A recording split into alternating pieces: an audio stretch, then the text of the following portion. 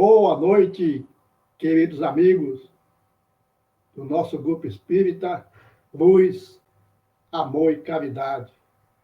Aqui que vos fala, um trabalhador da casa que por aí passou, Irabeni Nunes de Oliveira, atualmente residindo aqui na capital morena, em Campo Grande, Mato Grosso do Sul, e também um humilde trabalhador da Sociedade Espírita Bezerra de Menezes, uma casa em que me formei, em que fiz os meus estudos e a que muito devo. Inclusive, este vídeo está sendo aí produzido com o apoio da comunicação social do nosso SEBEM, por meio de uma abnegada servidora chamada Letícia, e que está aí nos apoiando nesta palestra, ou neste pequeno bate-papo que nós vamos fazer sobre a querida Maria de Magdala.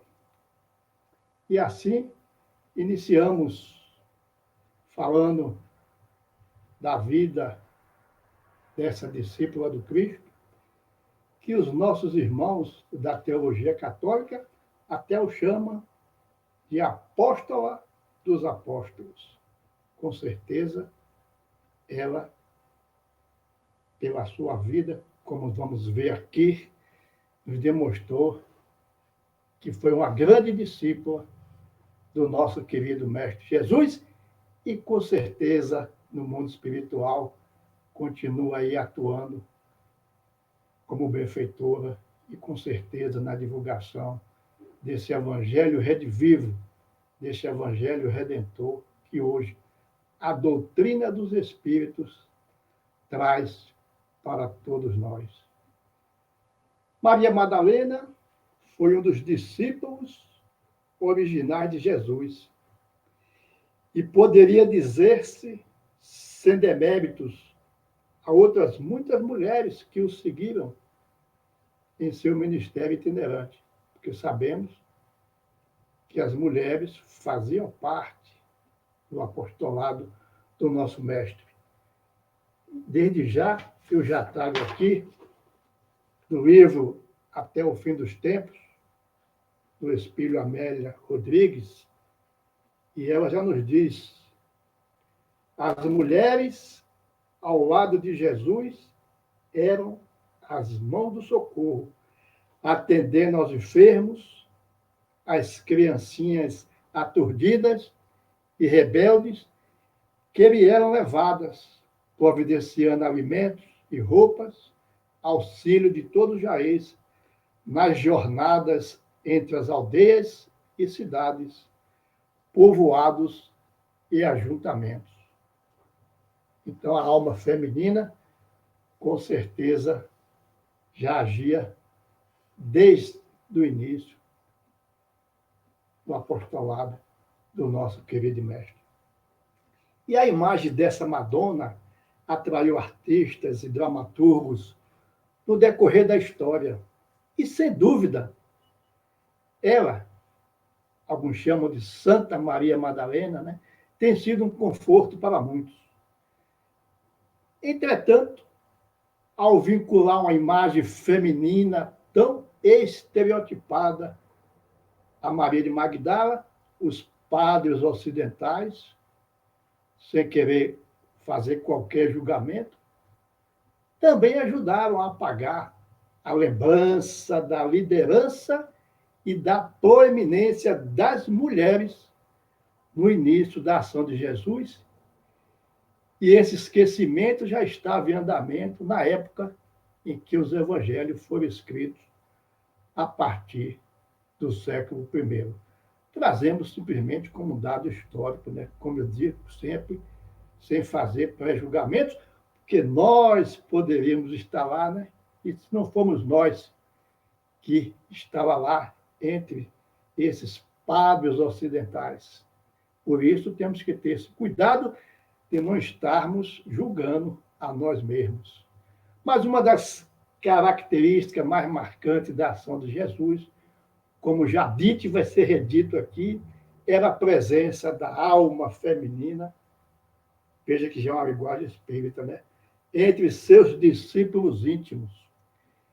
E, mesmo assim, a história e a identidade de muitas mulheres foram deixadas de lado. Vamos tentar fazer, né, alguns resgates aqui, mas o nosso intuito maior realmente é ficar na vida da nossa Madonna Maria de Magdala. É ainda mais significativo quando mulheres como Maria de Betânia, sua irmã Marta, ou a própria Maria de Madalena, são identificadas nos 4 evangelhos. É um sinal de quão vital era o lugar que elas ainda ocupavam na memória viva da igreja primitiva. E Maria de Magdala, como todos sabemos, foi uma testemunha da crucificação do nosso querido Mestre Jesus e foi a primeira a ver Jesus ressuscitado. Eu prefiro dizer, né, o Cristo em espírito, é claro, para nós espíritas, ele no seu corpo espiritual, por ser um espírito crístico, já poderia, logo após a sua morte, né, já ter o domínio pleno de todas as suas faculdades.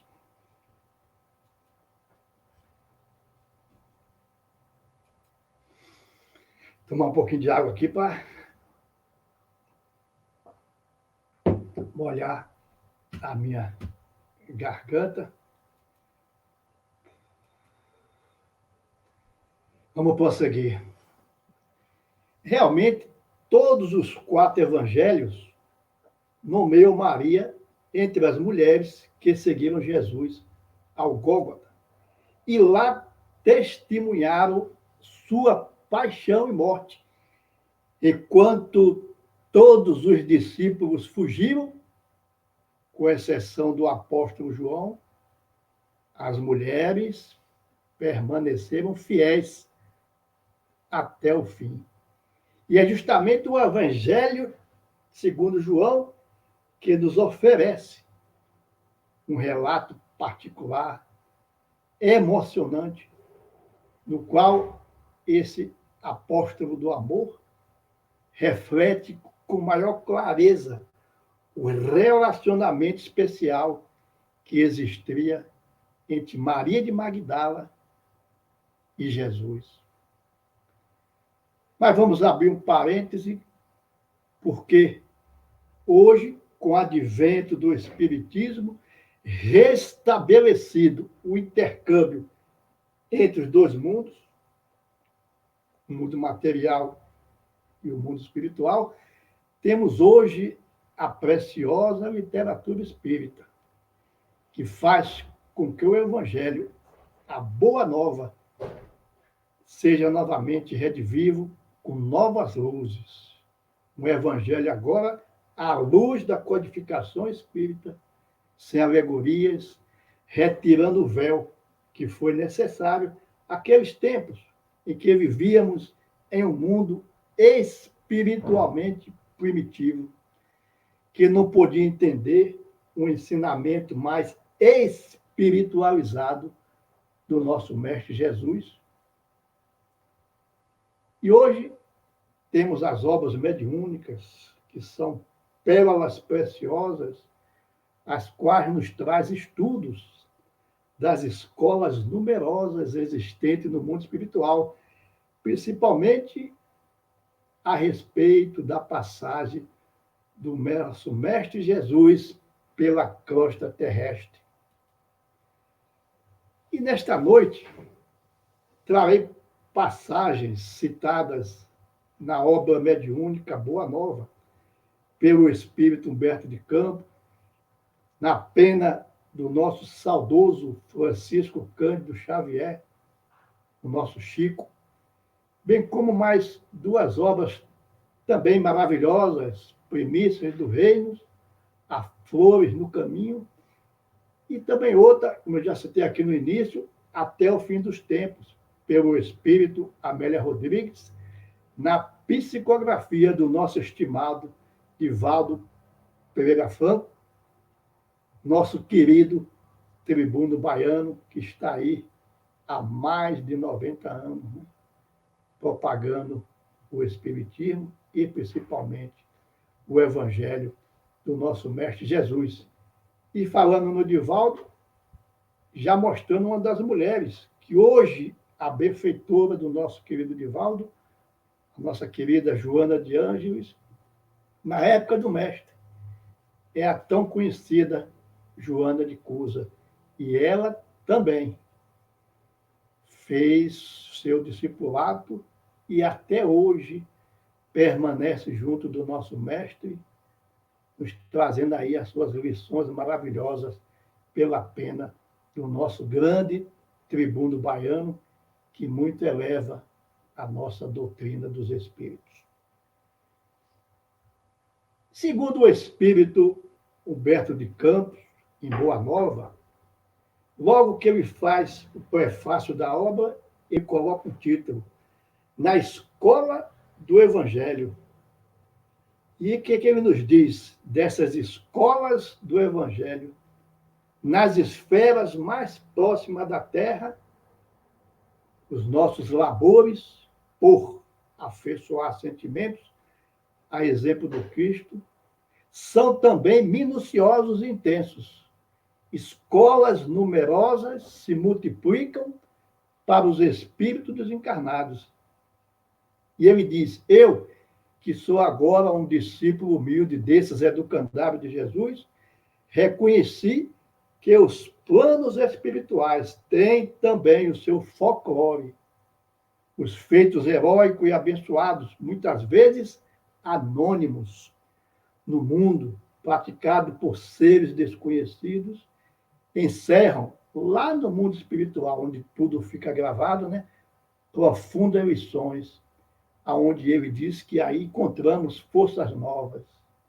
Ele nos diz, todas as expressões evangélicas têm entre nós a sua história viva, como eu falei, porque está gravada, né, na mente espiritual daqueles que, porventura, se encontram no mundo espiritual. Nenhuma delas, ele diz, é símbolo superficial. Inúmeras observações sobre o Mestre e seus continuadores palpitam nos corações estudiosos e sinceros. Veja que beleza de ensinamento, né, Humberto de Campos nos traz.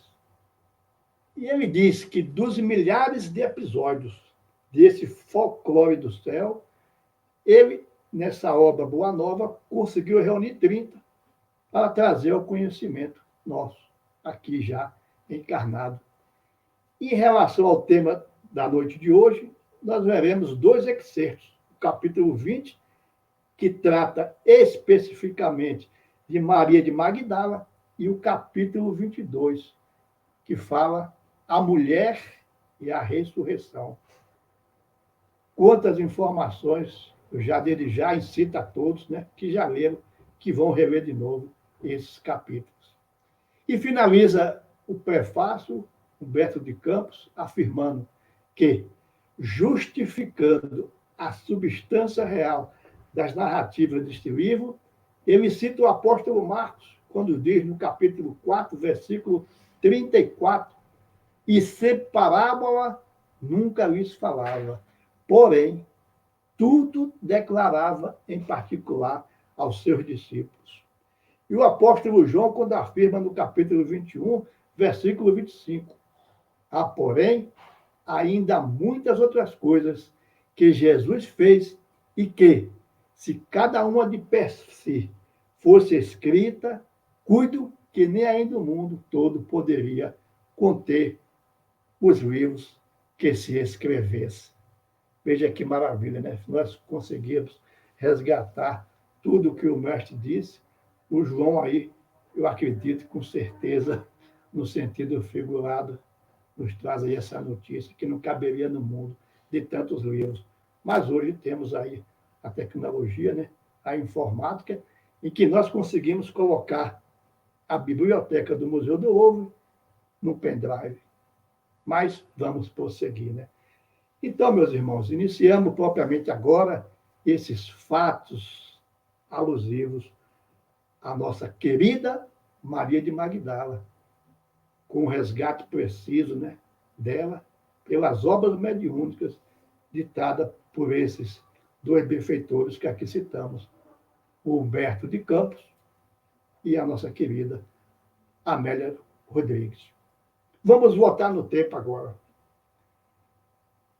Onde morava a nossa benfeitora? Magdala era um centro de comércio, indústria de muita prosperidade.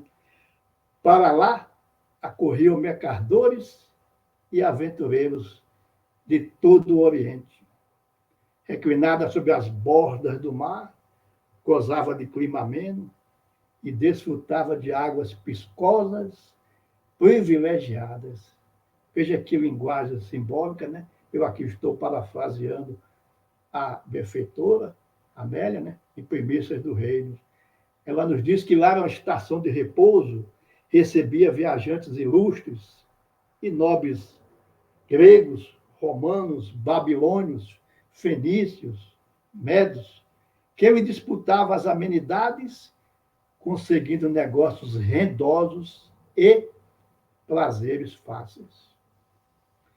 Compreensivelmente, afluíam também aventureiros e cortesãs de corpos cansados que exibiam luxuosas residências, a mercadoria do próprio sofrimento, em noites de orgias e loucura, no caminho da queda total nas valas morais.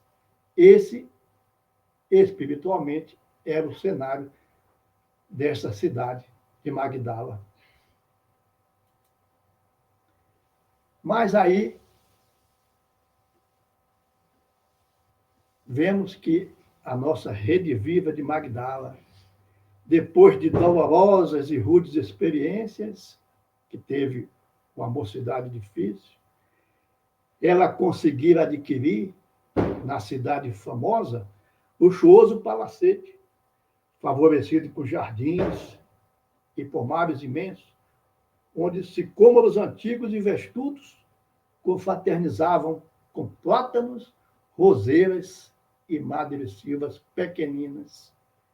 Em sua casa, recepcionava os homens mais requestados que transitavam pelaquela cidade agitada. Era muito jovem, no licor da mocidade,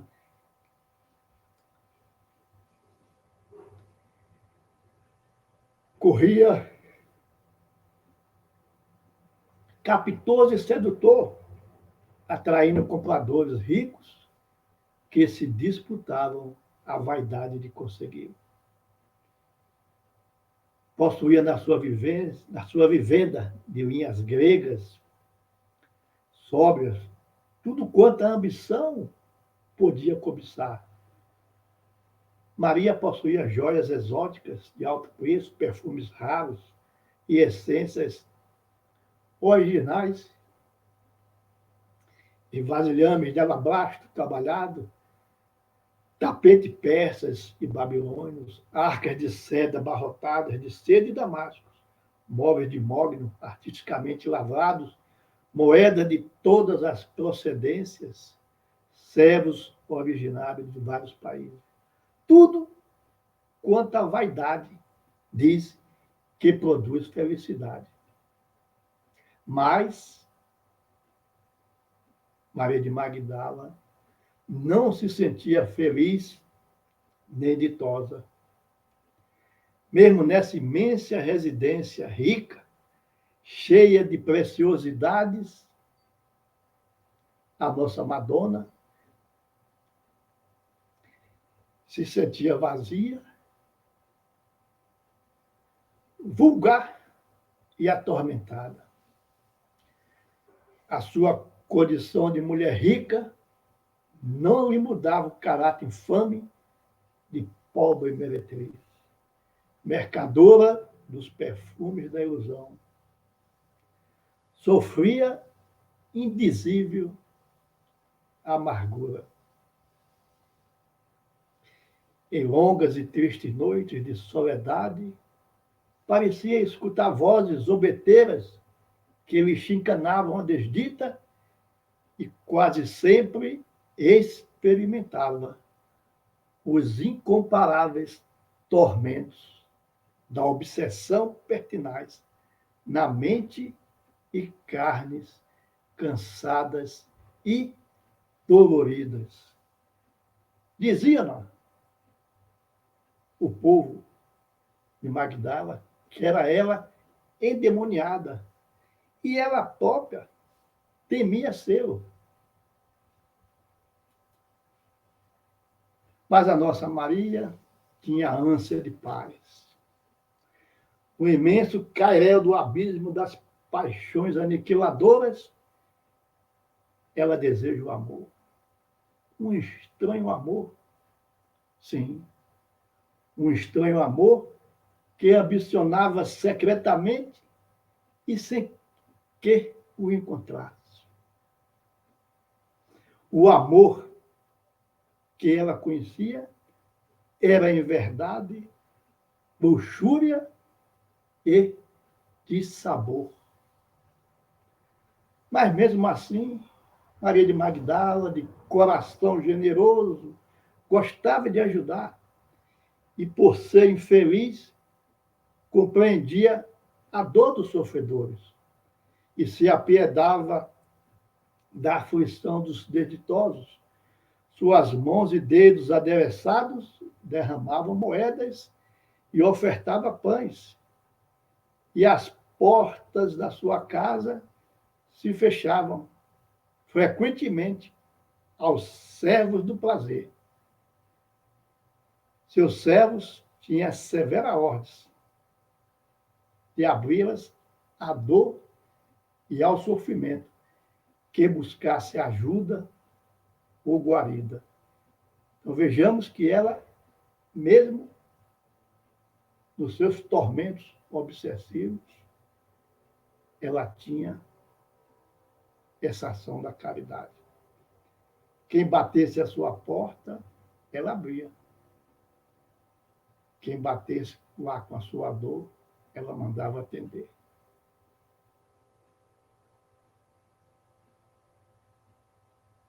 Continuemos, né? Quando a serenidade lhe possuía a mente, voltava à infância risonha, como em sonhos e enlevos surpreendentes depois, com a realidade causticante. E aí, tudo começa a mudar. Naquela época, o nome de Jesus soava na acústica dos corações, como a melodia suave de uma harpa tangida ao longe. E Maria de Magdala ouvira uma vez o mestre fazendo as pregações do Evangelho do Reino, e distante, e tomara-se de admiração profunda pelo Messias. E a dor foge ao contato das suas mãos, e a luz dilata pupilas mortas. Uma alegria espiritual invade aqueles que convivem com ele, e uma esperança estranha e doce empolga os corações, onde ele, o nosso meigo rabi, se encontra. Isso comentavam todas as vozes. As servas de Maria falavam sobre Jesus com estranho fascínio no olhar. Antes, chamavam-no o libertador e completavam que não era um libertador comum, quase aqueles que quebram as algemas de ferro da escravidão política e social, mas um singular Salvador, que oferecia paz perene e libertação total. tranquilidade e segurança íntima, independente da situação física em que transitassem. Veja que maravilha! Não era aquela época, né, que as pessoas podiam ouvir as palavras orais do nosso querido mestre. E uma noite, uma serva disse-lhe: Senhora, hoje ele pernoitará perto daqui, em Cafarnaum. E de vê-lo, senhora. Aí Maria fala para a serva: receber-me-á o teu rabi? E isso ela disse com desprezo dela mesma. E Magdala fala para a sua serva: os rabis são puros e detestam os infelizes, levantando a voz para ameaçar com castigos e punições aqueles que, iguais a mim, tombaram nas rampas das desgraças. A serva sorriu e falou: o rabi, esclareceu a jovem com entusiasmo, ama os sofredores e confabula com todos, informando que as impurezas muitas vezes oculta e ninguém as vê. Dignos todos, no entanto, de compreensão e ajuda. E Maria pensativa. Depois de muito insistir, a boa serva disse: vamos, senhora, ele vos receberá. E segundo Humberto de Campos, na obra Boa Nova, né?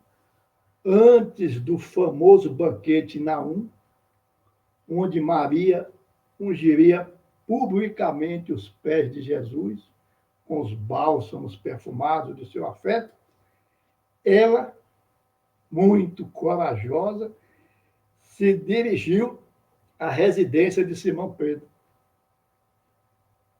E, envolvida pelos seus pensamentos profundos, penetrou o umbral da humilde residência, onde Jesus já parecia, esperava.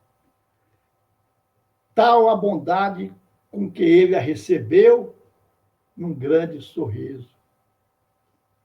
É claro que todos que estavam ali presentes, como nos narra os próprios evangelhos, ficaram estarrecidos, uma pecadora, uma mulher de má vida, e o nosso mestre se misturando. Mas ela chega lá, muito corajosa, né? E diz para o mestre: Senhor, ouvi a vossa palavra consoladora e venho ao vosso encontro. Tendes a clarividência do céu e podeis adivinhar como tenho vivido. Sou uma filha do pecado. Todos me condenam. Entretanto, mestre, observai como tenho sede do verdadeiro amor. Minha existência, como todos os prazeres, tem sido estéril e amargurada. As primeiras lágrimas lhe borbulharam dos olhos, enquanto Jesus a contemplava com bondade infinita. Ela, porém, continuou: ouvi o vosso amoroso convite ao Evangelho. Desejava, Senhor, ser das vossas ovelhas. Mas será que Deus me aceitaria? O profeta Nazareno fitou-a, enternecido, sondando as profundezas de seu pensamento. E, como sempre, respondeu bondoso: Maria, levanta os olhos para o céu e regozija-te no caminho, porque eis custar a boa nova do reino, e Deus te abençoa as alegrias. Acaso poderias pensar que alguém no mundo estivesse condenado ao pecado eterno? Onde então o amor de nosso Pai? Nunca viste a primavera dar flores sobre uma casa em ruínas? As ruínas, Maria, são as criaturas humanas. Porém, as flores são as esperanças em Deus sobre todas as falências e desventuras próprias do homem. As bênçãos paternais de Deus descem e chamam. Sentes hoje, Maria, esse novo sol a iluminar-te o destino. Caminha agora sob a sua luz, porque o amor cobre a multidão de pecados.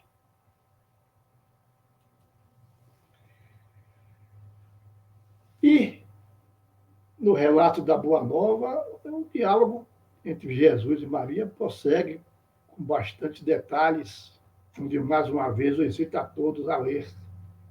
Mas vamos ao seu epílogo. Maria de Magdala, ouvindo aquelas advertências, começou a chorar, a sentir no íntimo o deserto da mulher sem filhos, que Jesus anteriormente tinha falado do amor das mães, né? Que é o amor mais belíssimo que pode existir na face da terra. E ela, por fim, exclamou: desgraçada de mim, Senhor, que não poderei ser mãe. Então, atraindo-a brandamente a si, o mestre acrescentou: e qual das mães será maior aos olhos de Deus? A que se devotou somente aos filhos de sua carne, ou a que se consagrou pelo Espírito aos filhos de outras mães? Veja que bela interrogação o mestre fez a nossa querida Maria de Magdala. E aquela interrogação pareceu despertá-la para meditações mais profundas. É o nosso mestre Jesus, né? Maria sentiu-se amparada por uma energia interior diferente que até então desconhecera. A palavra de Jesus lhe honrava o espírito, convidava a ser mãe de seus irmãos em humanidade, aquinhoando-os com os bens supremos das mais elevadas virtudes da vida. Experimentando radiosa felicidade em seu mundo íntimo, contemplou o Messias com os olhos nevoados de lágrimas e, no êxtase de sua imensa alegria, murmurou comovidamente: Senhor, doravante renunciarei a todos os prazeres transitórios do mundo para adquirir o amor celestial que me ensinastes. Acolherei como filhas as minhas irmãs. No sofrimento, procurarei os infortunados para aliviar-lhes as feridas do coração. Estarei com aleijados e leprosos.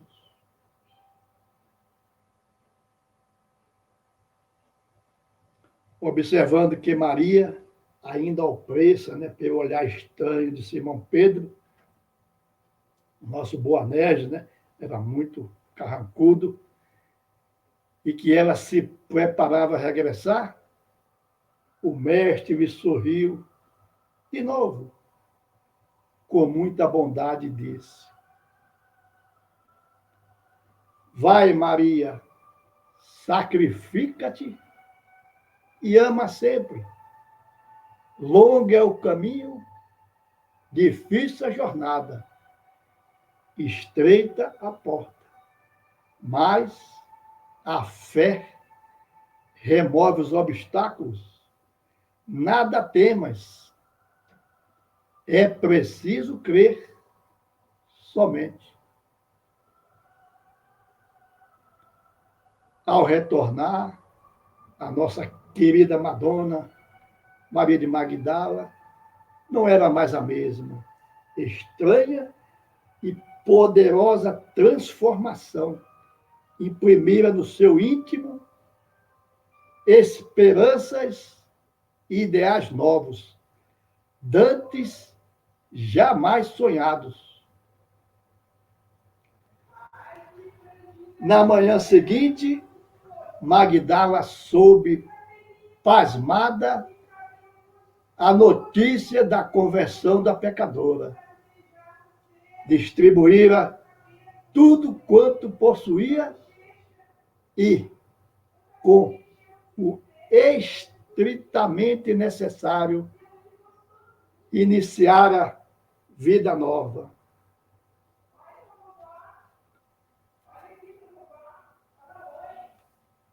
E aí vemos a verdadeira conversão da nossa querida Maria de Magdala, com esses detalhes nos trazidos, né, pelo mundo espiritual. E segundo a benfeitora Amélia Rodrigues, havia em Magdala um homem de hábitos estranhos, chamava-se Simão, e se permitia o devaneio de recepcionar pessoas ilustres que transitavam pela orbe famosa. Simão era fariseu, tendo o orgulho de zelar pelas tradições e exibir a fortuna pessoal, e empolgado com a notoriedade do Galileu, teve a ideia de recebê-lo em seu lar, apresentá-lo aos amigos, dialogar com ele. O rabi aceitou o convite. E durante o banquete, Simão olhava de esgrelha o estranho, que parecia distante. Silêncio incômodo entre os convidados tornava a festa insípida, desagradável, visto que as motivações das palestras redundavam em respostas monossilábicas, sem interesse. E já quase chegando ao fim do banquete, ouviram-se gritos e vozes em altercação violenta, quando subitamente irrompeu sala dentro a figura desgrenhada e chorosa de estranha mulher. Era Maria, transtornada pela vitória que experimentara desde o encontro com o Rabi, sentira-se liberta dos 7 espíritos demoníacos que a infelicitado. Era outra mulher inteiramente renovada. E naquele banquete, na casa de Simão, ali estava ela. Todos a fitavam com o desagrado, aquela comoção geral. Todos conheciam a Maria de Magdala. Ali, com certeza, deveria ter pessoas que utilizavam os seus serviços, principalmente o Simeão, mas as lágrimas saltavam-lhe dos olhos e caíam sobre os pés deles. Enxugava-os com a basta cabeleira, quebrou o gargalho do vaso de alabastro que conduzia e derramou o guento nos pés do rabi, balsamizando-os com piedoso carinho. O perfume de rara essência invadiu o recinto e ela prosseguiu repetindo o gesto generoso. Entre dentes irados, Simão resmungava. Se este fosse profeta, bem saberia quem e qual é a mulher que ele tocou, pois é uma pecadora. Esses os pensamentos de Simão, e o nosso mestre virou-se para ele.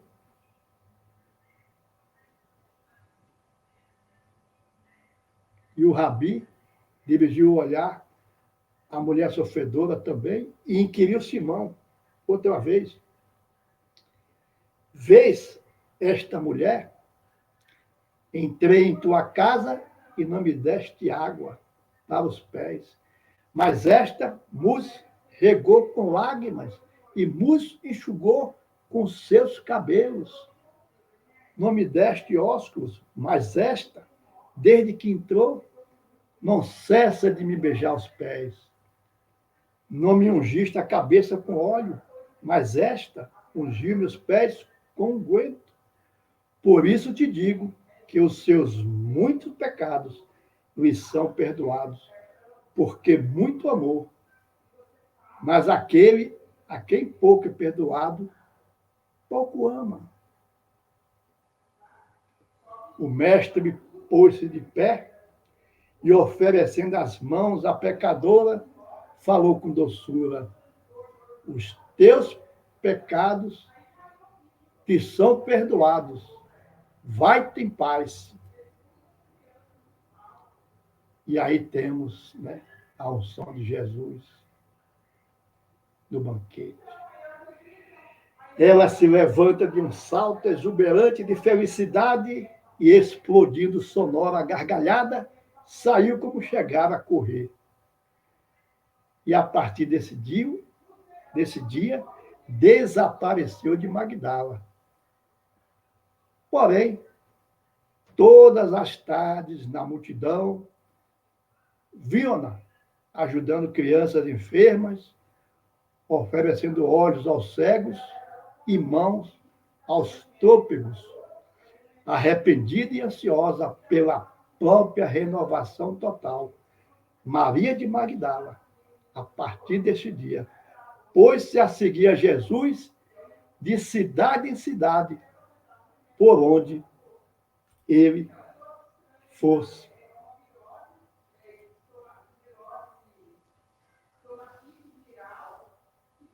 Há poucos dias, a nossa querida Maria entrava com os demais galileus, jubilosa em Jerusalém.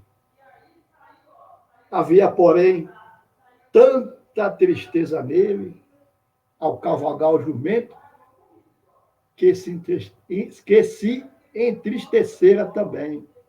Aquela famosa entrada em Jerusalém, né? E que toda a multidão louvava o Cristo. Depois da entrada triunfal em Jerusalém, veio a denúncia de Judas, a prisão dele, o julgamento arbitrário, a caminhada para o Monte da Caveira. E Maria, nos seus pensamentos, daria a vida para ter-lhe diminuído os sofrimentos. Quando, com as outras mulheres que o seguiam, o viram cair correram a sustentá-lo. Por fim, a dolorosa hora da cruz, fitando exangue, Gexâmine, nos instantes extremos, receava Maria, que vivia enlouquecer de dor. E lá ao seu lado estava sua mãe, a nossa querida Maria de Nazaré. Quando notou que a cruz, símbolo tradicional de punição, se tornava rota enlouquente de sublimação após ele, uma ponte para a imortalidade.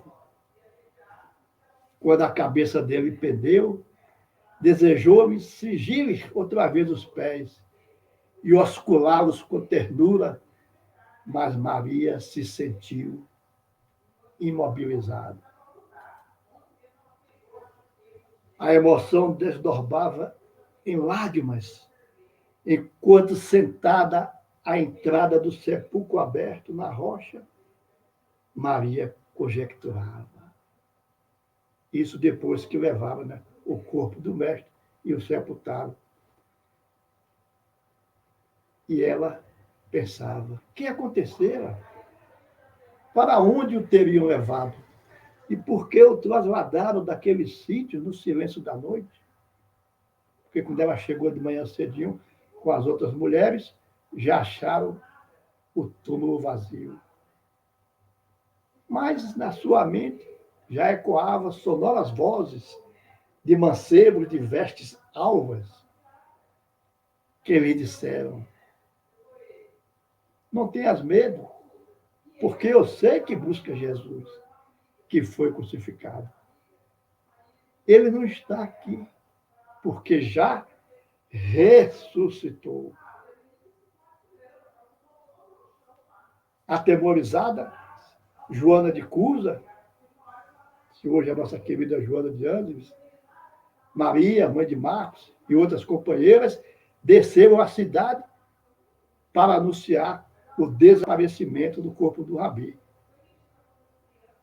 Pedro e João, sabendo das notícias, de imediato subiram o monte ansiosos e constataram o fato. Lá estavam os lençóis com as substâncias aromáticas do embalsamento no túmulo vazio, o lenço, que os cristãos chamam de santo sudário, e a pedra imensa, né, afastada. Estarrecido, os dois discípulos retornaram à cidade com as tristes novas. E Maria não. Maria ficara lá chorando. E nesse choro, com o coração compungido de dor, determinado momento, Maria volta-se para trás e, por entre as lágrimas, viu a poucos metros um homem que lhe perguntou: mulher, por que choras? Quem buscas? Maria, pensativa, aquela voz, aquele perfil, não pôde concluir o raciocínio. Que ela ouve a voz, Maria. De imediato, ela responde, Rabone, o mestre. O deslumbramento dominou-a. O mestre vivia e ali estava, radioso como a madrugada nascente. E Jesus disse para ela, não me detenhas, vai para meus irmãos e dize-lhes que eu sigo para meu Pai, e vosso Pai, meu Deus e vosso Deus. Maria, como sempre, pôs-se de pé, sorriu e, sem mais delongas, tomou rumo da cidade, que despertava com a alma em cânticos de excelsa alegria.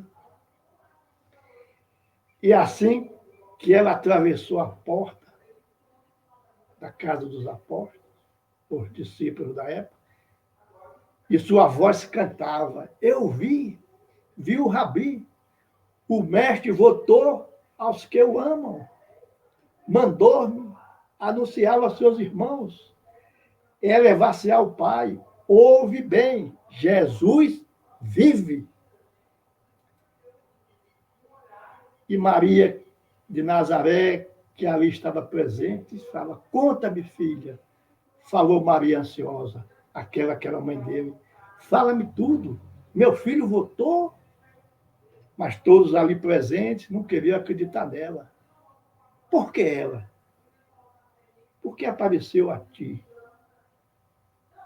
Todos, sem nenhuma exceção, não conseguiam entender porque Jesus não apareceu para o discípulo João, que era o seu amado, para Pedro, que deixou na direção dos outros discípulos, mas a nossa querida Mãe Santíssima falou: eu creio, filha, acentuou a nossa saudosa mãe.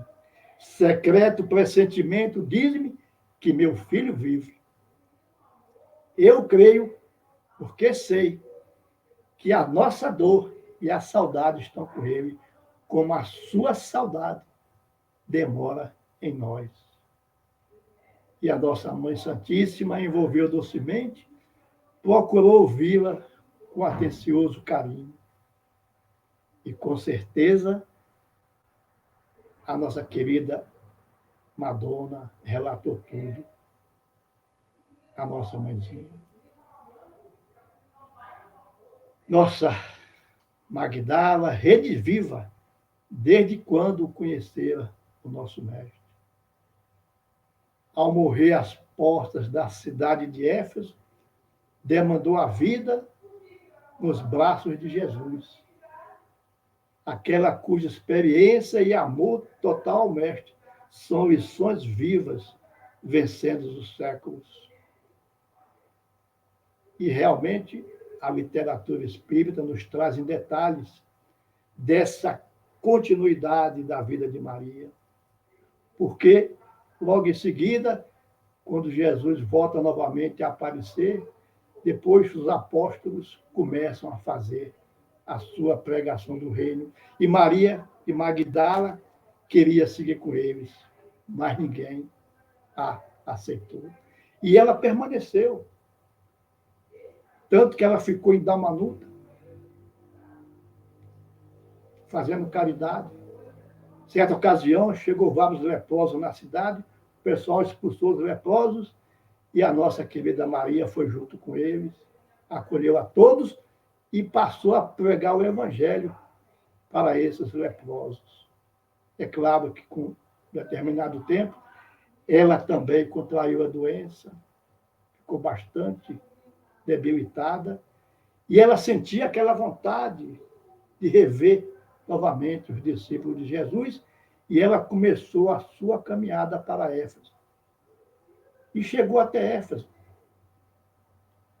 Foi atendida uma família simples, e ali, em Éfeso, nas proximidades da cidade, ela veio a falecer, e o folclore dos céus, né? A nossa literatura espírita nos mostra que quando ela desencarna, quem está a recebê-la? O nosso querido Mestre Jesus. E aí, com certeza, ela vai para as regiões ou para as esferas mais superiores do nosso planeta para continuar os seus serviços junto ao Mestre Jesus.